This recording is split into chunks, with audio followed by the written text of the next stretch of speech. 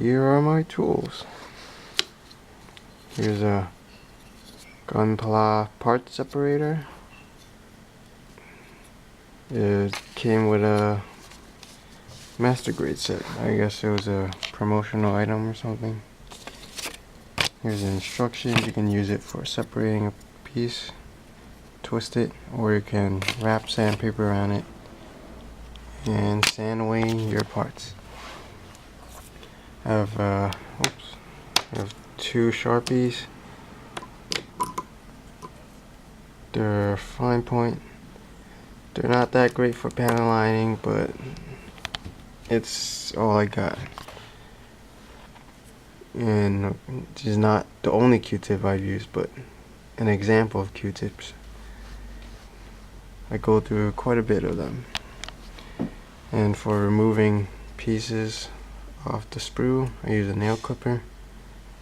But sometimes the pieces are kind of hard to get at, so I have to use a wire clipper, which is probably something you want to avoid using because it's humongous. There's one time I actually damaged one of the pieces when I was using the wire clipper. Fortunately, it was an internal piece for my 1 to 100 tear-in ground type, so the damage is hidden away. Sometimes I use an example, like those two pieces in the center. It might be a bit difficult to remove with the nail clipper, so what I would do is take the wire clipper and clip off the entire, well, not the, whatever this piece is called that's connected to this piece. I'll just clip it off using the wire clipper because the nail clipper isn't powerful enough, and then I can remove these pieces afterwards using the wire clipper or the nail clipper. But if I tried using the nail clipper alone, it probably wouldn't fit due to raised areas. And here's oh, I forgot something. Well, this thing, I guess it's like a bootleg army knife kind of thing. It's pretty crappy. Well, I mostly use it for filing, but not that often. I'll forget about it. I used to use this for shaving excess plastic off. It's kind of dull because I've had it around for many years, and for a while I actually lost it. So I end up using I was using this, and then I got one of these progressive gourmet. I have no clue what that is, but it's a keychain slash letter opener, and it's quite sharp, so I use it to shave off the excess plastic. But it's not so sharp where if the blade meets my skin, it doesn't draw blood, which is a good thing because I'm kind of reckless. So I end up well, I don't cut myself, but the blade does meet my fingers quite a bit whenever I build gundam model kits. And a scissor, which is usually used to remove the poly caps from the sprue, or if the pieces, the gate part is fairly thin and there's enough room for the scissor, I'll use the scissor. But usually using a scissor to remove the pieces isn't that great because once again, it's not that weak. I mean, once again, it's not that strong. In the future, I'll probably want to get real nippers, hobby nippers or clippers. It's like, what, $10?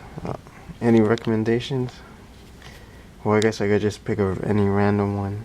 I don't think it should matter between between which brand of clippers I buy. But I definitely want to stop using the wire clippers. Nail clippers okay, but doesn't fit in most of the spaces.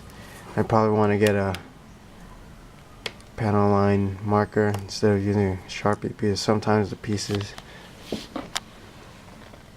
well, sometimes the ink gets overflowing in.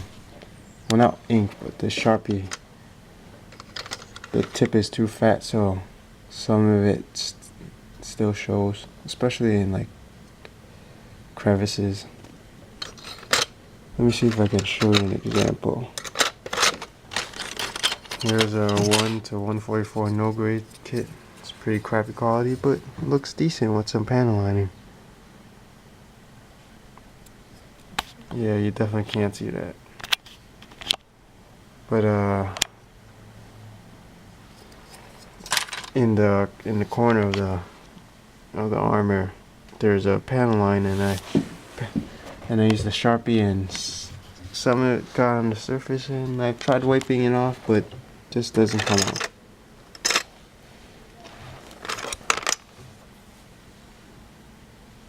I hope you can see the panel line. Looks pretty cool if you ask me, despite the fact that the kit is a piece of garbage. Well, okay, I guess I should finish for now because I have no more tools, and I want to get some real panel line markers and hobby clippers in the future, and I guess that's the only tools I need for now.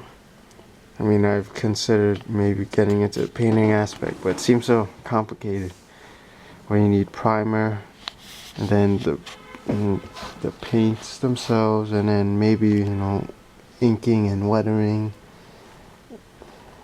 and then you need like some sort of top coat or sealant to prevent dust from destroying your paint job or from it scratching up. And of course there's also the brushes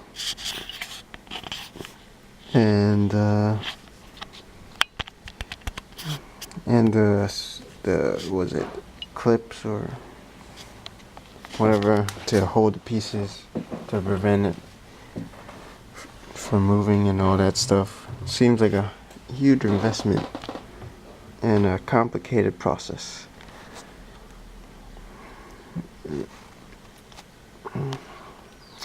Well, I run out of things to say, so I'll be making some more videos soon. Until then.